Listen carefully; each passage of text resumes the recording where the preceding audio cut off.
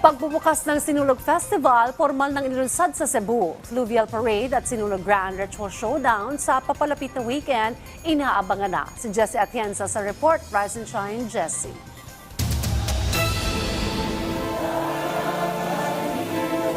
Sabay-sabay ang kaway para sa milagrosong bata. Ganito ang ipinapakita ng mga deboto ni Senyor Santo Niño, ang kanilang pagdasal at pananampalataya. Hindi alintana ang pabago-bagong panahon. Hindi mahulugang karayom ang Pilgrim Center ng Basilica Menore del Santo Niño.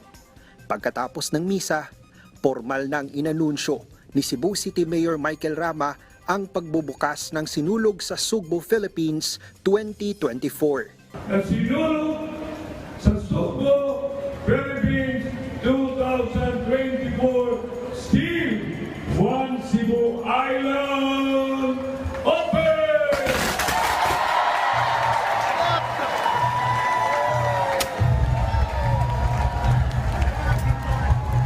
The Sinulog sa Sugbo Philippines 2024 is now open.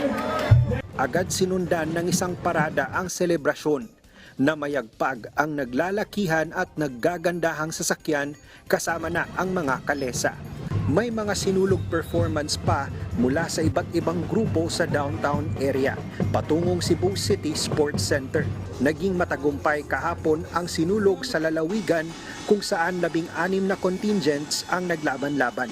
Susunod na aabangan naman ang Fluvial Parade at ang Sinulog Grand Ritual Showdown na gaganapin sa South Road Properties. All that I ask lang of all Cebuanos, let us make this really a truly wonderful celebration for our dear Santo Niño. Let us show the country and the rest of the world, this is how we celebrate the Sinulog.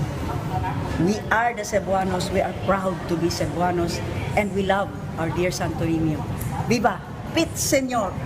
Ito yung kahabaan ng Hacosalim Street, isa ito sa mga kalsada na nasa paligid ng Basilica Menore del Santo Niño at ng Cebu City Hall na temporaryong sarado hanggang ngayong linggo upang magbigay daan sa mga deboto na makatawid papasok ng Basilica. Araw-araw may misa dito mula alas 4 ng madaling araw hanggang alas 7 ng gabi na patuloy na dinadagsa ng mga deboto.